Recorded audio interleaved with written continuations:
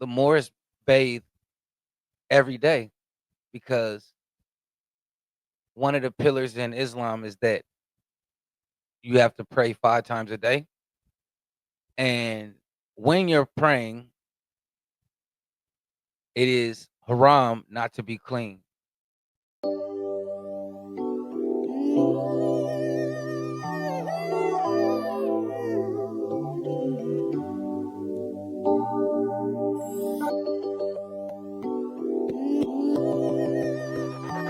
Trackaholic on the beat.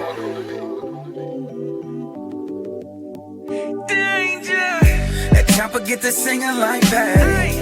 My nigga said he stuck in the attic. This Henny in the cup straight had me sticking to the code. My nigga street savvy. My cousin got caught with a stainless. I never showed a gun for entertainment. I'm leaving in this game with who I came with. I told him stay safe. He told me stay dangerous. Had to double back for the second batch. Following my Yeah. All that. Hey, did Christopher Columbus actually discover America? Or did he get information passed down to him by African scientists and navigators? What if the Europe age of exploration had a deeper truth to it? Revenge on the very people who ruled over them. Today, we'll explore Moorish science, African power, and a psychological warfare as a hidden hand in discovering the new world.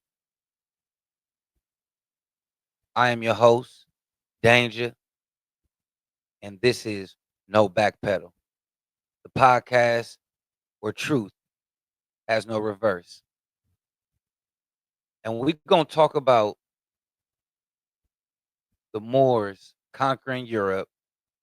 We'll talk about the Moors enslaving Europe, and we'll talk about how they reconstructed Europe and how Columbus got information of the New World. All right.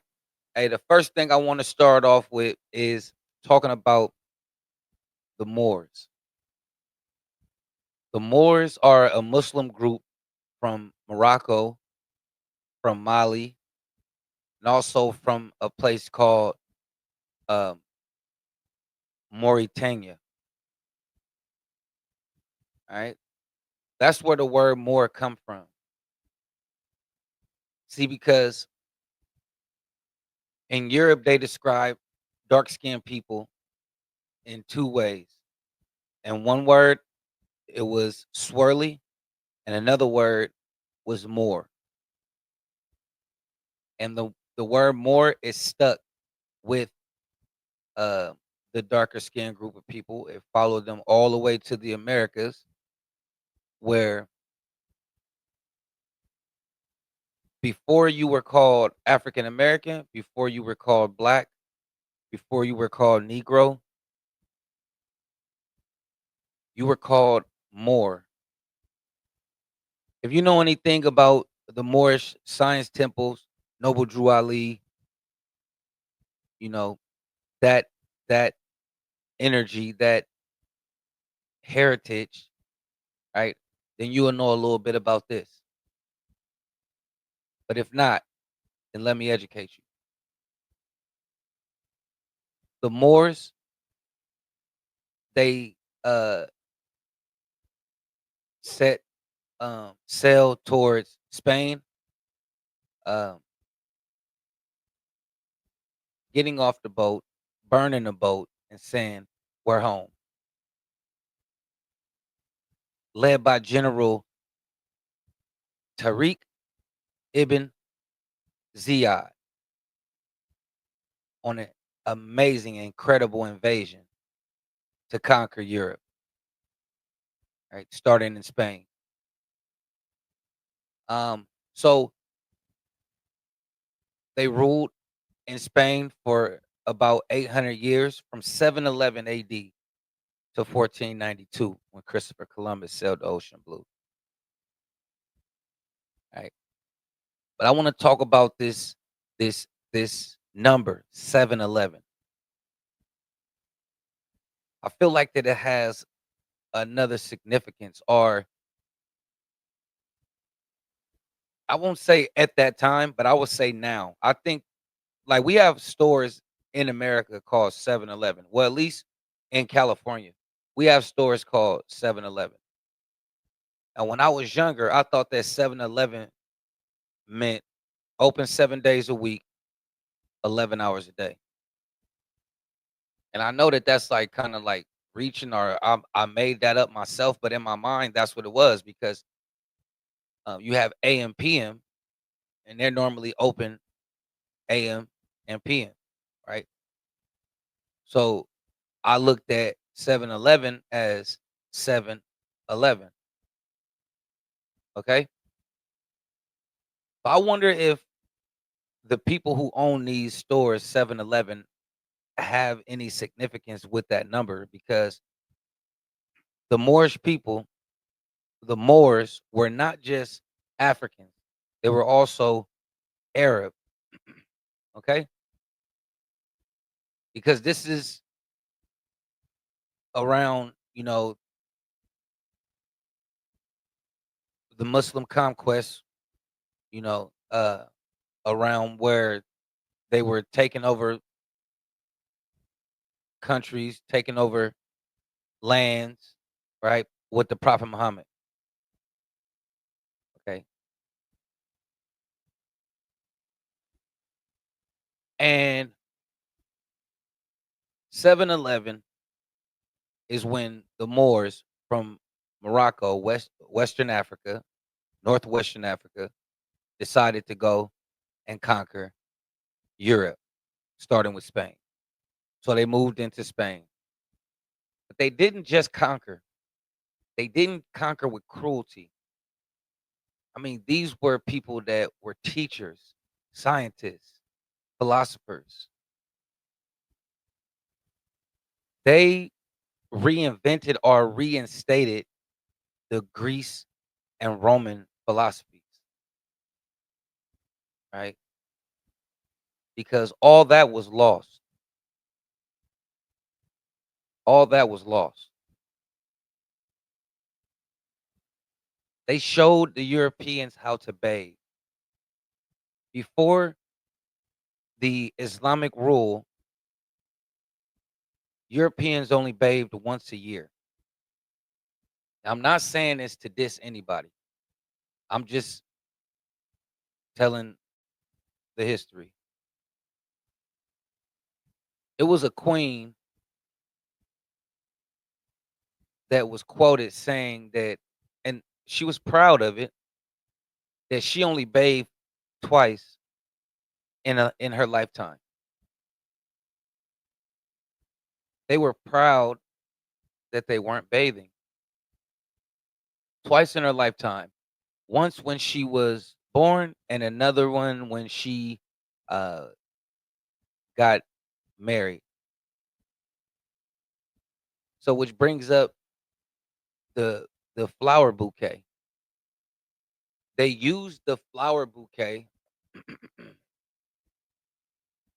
to mask the smell that the brides were carrying in Europe prior to the Islamic rule. Okay.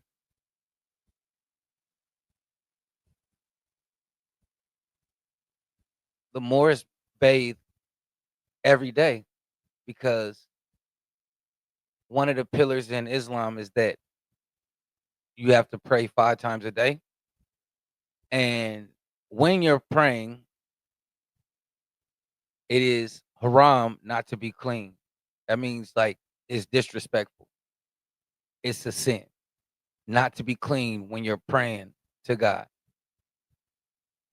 So they had to make sure that they were clean. I mean, they invented bathhouses. Okay. They invented a sewage system.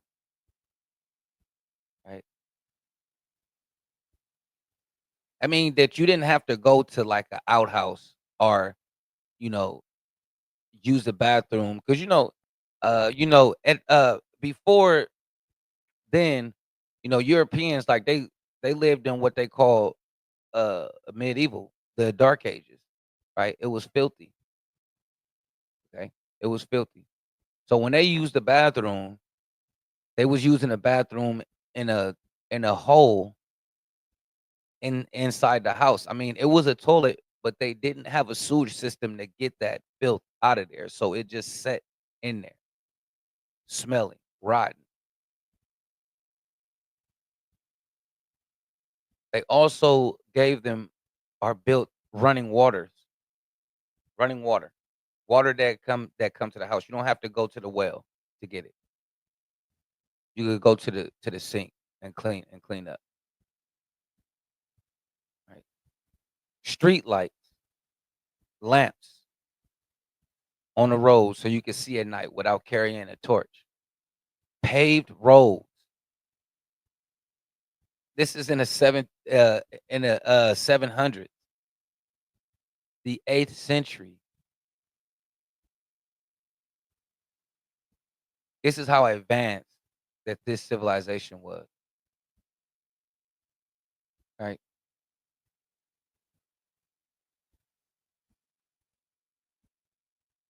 They taught them how to farm properly. Because Europe were like, man, they was doing bad. People were starving. Not even royalty was able to eat like that.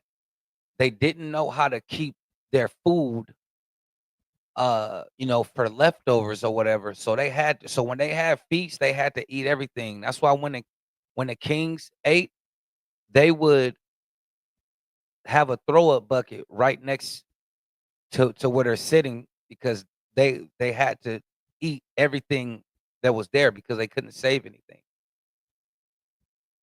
They were so selfish that they didn't want to give it to the peasants,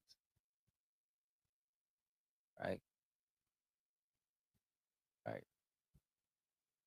But maybe that's how every kingdom is in the world. They probably just, I mean, because that's how it is up in America. Even when people don't want stuff, they still will not give it to the homeless. They will not give it to the poor. Right. But anyway,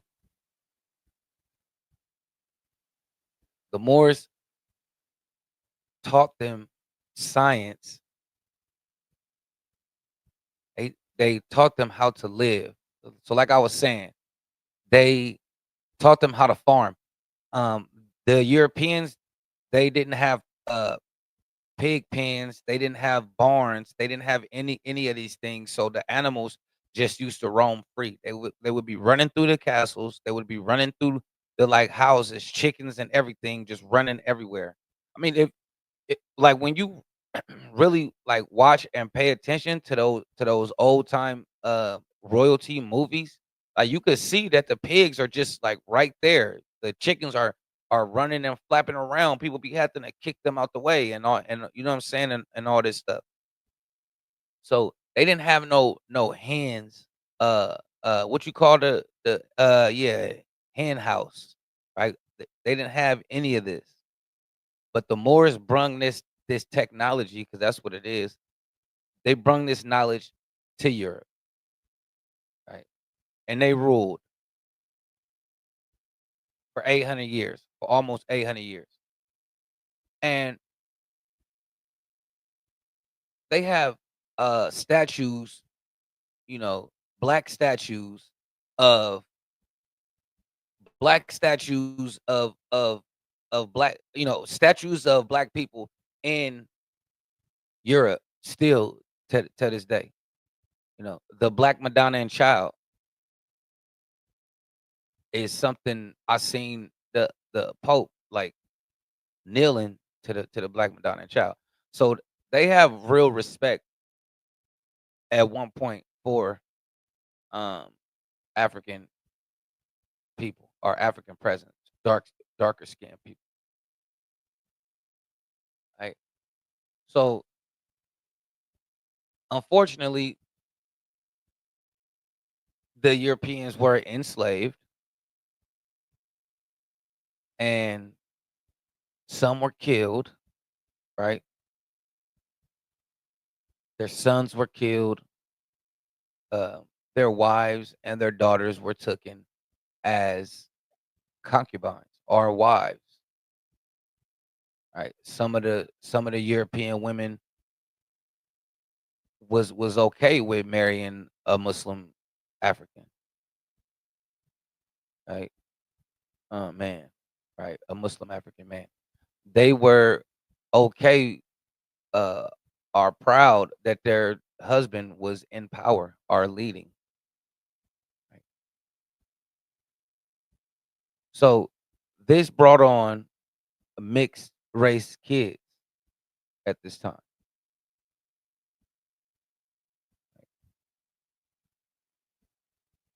So that would, you know, make me like angry if like somebody came into my place and took over my place and took my wife and made my children with my wife. Well, it's not my children, but you understand what I'm saying. Children that were supposed to be made by me. I would have a problem with that, right?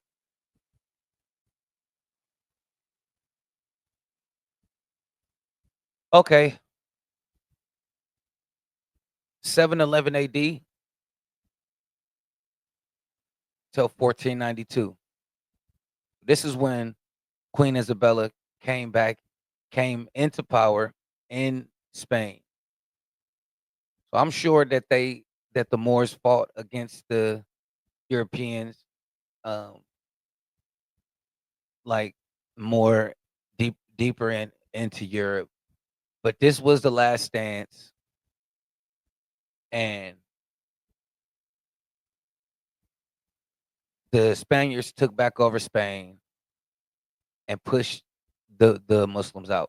Some of them were killed.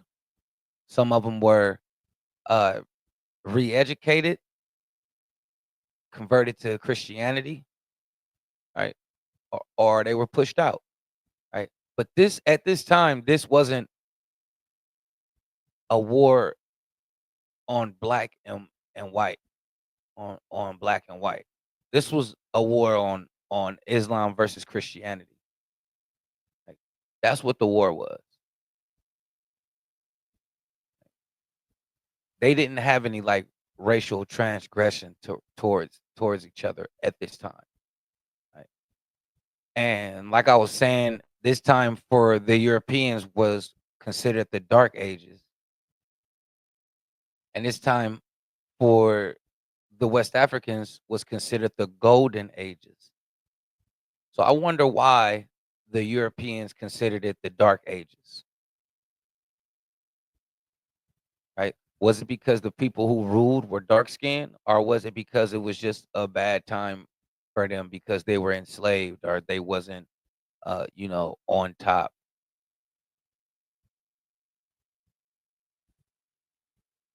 You be the judge, and then make a comment down in the comment section. Let me know how you feel. Right. So the Europeans, Queen Isabella pushed the rest of the Moors out. And they didn't have time. They didn't get a 30-day notice to say, "Hey, we're coming to invade, so get all your stuff and so y'all could get out." No, they had to leave abruptly. Right? They had to leave abruptly. So they left things behind. They left gold. They left valuable information. Right? They didn't take everything. I would think that they were happy to leave with their lives, but I have to do the other side of the research coming from the European standpoint because 800 years it was Islamic rule. How what changed? How were they able to take back their land. I'm talking about the Europeans. How are they able to, what gall did they, um, you know, uh, uh, create, or what gall did they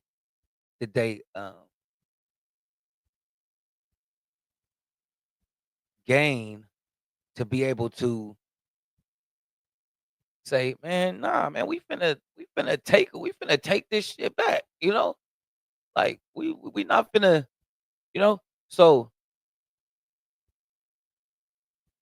I wanna know, how did they start winning?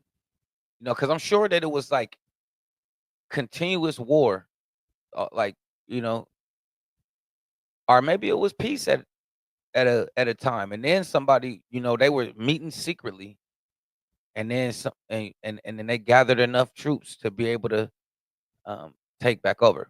So I would like to know that side. So if you have any information on how, the Europeans got out of the Dark Ages, that's a great question that you should ask Google, or you should ask somebody. How did the Europeans escape the Dark Ages? Right. So the Moors have left, the ones that are in power. The other ones that stayed there, like I said, they were converted to Christianity, or they were killed, or they were, you know, pushed out. My question stands at, why didn't the Europeans enslave the Moroccans, enslave the Malians, enslave, well, they end up, yeah. I just want to know, why didn't they enslave the same people that enslaved them? Maybe they did, though. Maybe that is what they did. But I read something that said that they didn't want to keep those people around, because they looked at them as like an equal, or like an enemy. Um, they didn't look at them as, you know, inferior. They looked at them as superior. They respected them. I don't think that that's a reason not to enslave them, but I think that it was more, like a sense of fear. Like, if you have somebody that is over you, you know, for so long, it's gonna be difficult for you to. It's like, kind of like a psychological, uh thing. It's like psychological warfare. That's what it is. You and they didn't enslave the Moors, but they did take what the Moors left: the African science, the navigation, the celestial maps, because that's how the Moors, the Muslims, traveled. They traveled by the stars. They understood the stars, and the time that is lined up, why, like, where the North Star is, and where, Orion's belt is, where the Big Dipper. I don't even know if they called it that, but that's how they navigated the Atlantic Ocean.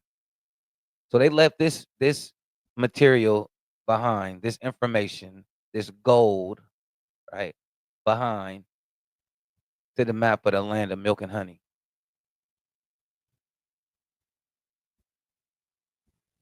Christopher Columbus was not Spaniard. He worked for the Spaniards. I don't even know where he was from. He was from somewhere else up in Europe, and he was hired by the Spaniards, because the Spaniards had this information, mainly because the main hub um the main hub of the Moors was a place called Al Andalus, and that was in Spain. So that's where it started at, and that's where it ended at. But anyway, Christopher Columbus got this information, um, and he used it. They didn't personally show him. They didn't ride with him. He just took the information and navigated himself. He also his wife was also of African descent. So maybe that is a way. I don't know if she went too, but maybe that's a way that he got more information of understanding the map. But was he already married to her before Queen Isabella took back over, or did he just marry her, or just you know um, fall in love with her after everything had went to shits for the Moors? So Christopher Columbus, he reaches the Americas. I think they I'm still confident in they landed in Cuba. Right, that's where they settled at. Puerto Rico. I think it was the Puerto Rico, as a matter of fact. It wasn't Cuba. Puerto Rico. All right. So the people that he came in contact with was the natives, and they told him that there had already been Africans who had traveled there prior to him. And he wrote that in his journal, and he, you know, let the people back home know that, hey, it's similarities in America that you could find in Africa as well, right? And so Christopher Columbus had these journals, and he said that there was already like a African presence there. Remember we was talking about Abu Bakr, the second, right? The king from Mali, right, who had a fleet of 2,000 that left Mali and never came back, and left his nephew in charge. So he probably made it. Who's to say that he didn't make it? Who's to say that the Moors didn't? They had the information. Why would they have the information and not use it? Right? I'm sure that they were traveling over there. That's just common sense. It was already a presence of Africa. I mean, you like when it was Pangea, when everything was together, there was no Europeans. There was no white people. Everybody was black. Everything was black. All over the earth it was darkness. And then God said, "Let there be light." Right. Everybody was black. So when a massive earthquake or whatever split up the land mass of Pangea, all right, and stuff shifted, why wouldn't it already be African people on that land? It's just common sense to me. If it's African people up at the part of the equator in Africa, it's gonna be dark skinned people that's at the part of the equator in South America, right?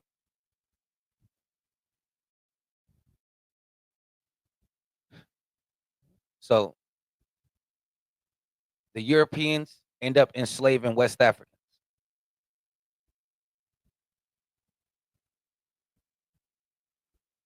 They ended up enslaving West Africans. But my question is, was it out of revenge? Were they angry? Were they angry?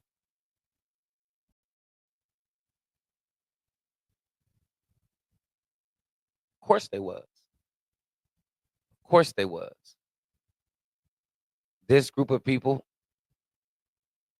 probably killed some people, some of your family members,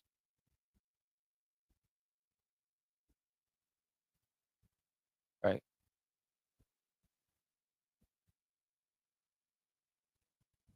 So that's again, we go back to that psychological warfare, right? These these people are they don't like this other group of people. Why? Because they conquered their land. They were at the top. They were quote unquote oppressing uh the Europeans, right? They didn't. I don't think that they let they men rise to power. I'm not gonna let you rise to power. You're gonna be beneath me. I'm the ruler, right? So when the Europeans got their chance for their get back, because I always ask the question, why did the Europeans choose the Africans to enslave? Why did the Europeans hate the Africans so much that they packed them on a boat like sardines and and moved them to a place that was already harsh conditions to even try to make it there? But y'all got them in the bottom of the boat trying to take them from one place to another to help you do the same thing that they already did, right? They already rebuilt Europe. They rebuilt Europe for you. So it's like, hey, let me go get some of these guys so they can do the same thing over here. They can reconstruct the Americas to have it just like how we like it. Angry, mad, right? And that hatred is probably passed from generation to generation. And it makes them hate the dark skinned group of people. You understand what I'm saying? It's psychological. But how can we break that cycle? Right. I'm gonna compare that to uh, in 1865, right? When the slaves were free. What if everybody gathered up together, right? And forced Abraham Lincoln to free them? What if all the slaves, all the regimes that was fighting in the um Civil War, right? What if they all came together with their guns, with their military training, and went against America and took back the land that was once ours?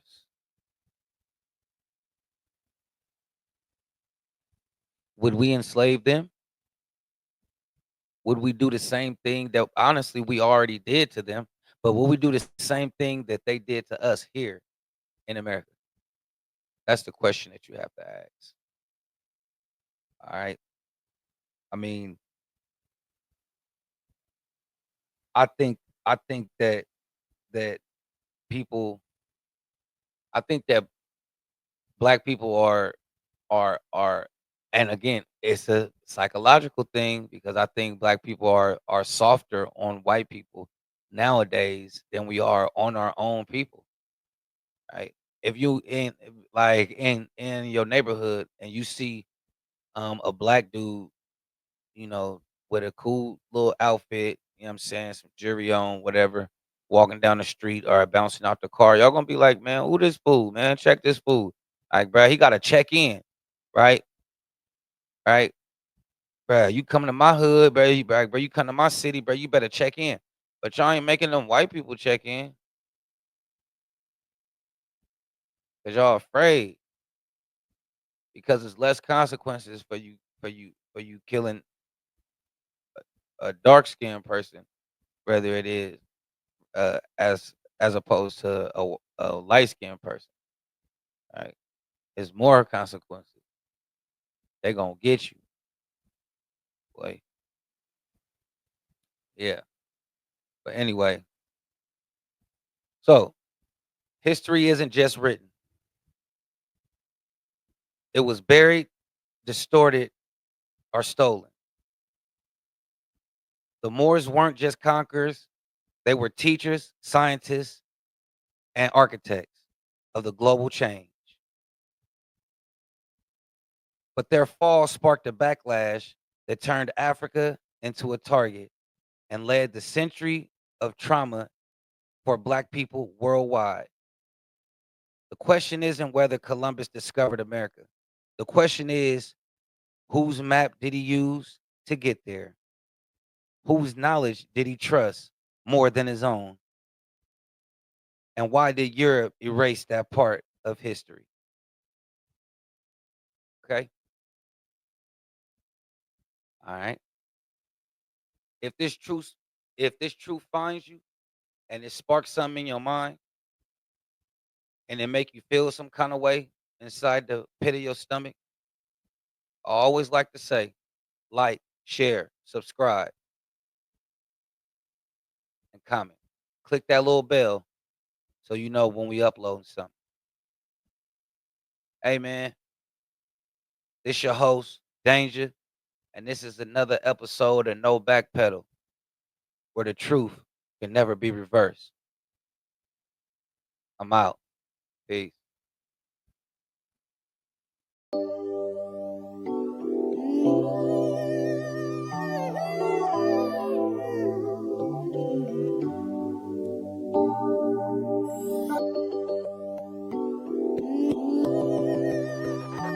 Trackaholic on the beat. Danger. That chopper get to singing like Patty. My nigga said he stuck in the attic. This Henny in the cup straight had me sticking to the code. My nigga street savvy. My cousin got caught with a stainless. I never showed a gun for entertainment. I'm leaving in this game with who I came with. I told him stay safe. He told me stay dangerous. Had to double back for the second batch. Following my